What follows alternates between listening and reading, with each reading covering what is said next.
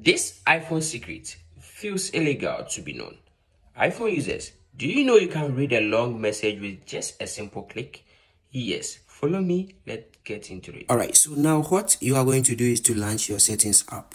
To do that, let's tap on settings to open a settings menu. You scroll down until you see accessibility. Accessibility is down here, let's tap on it.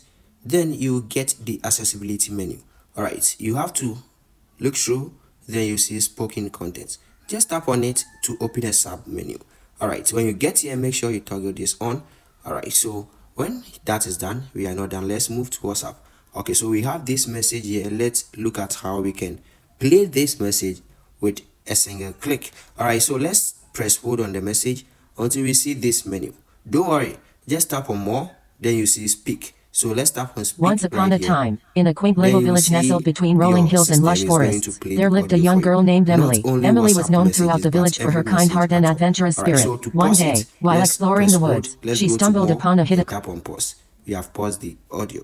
Now, let's go to my messages. I received this message. Let's press hold on it. You will see speak.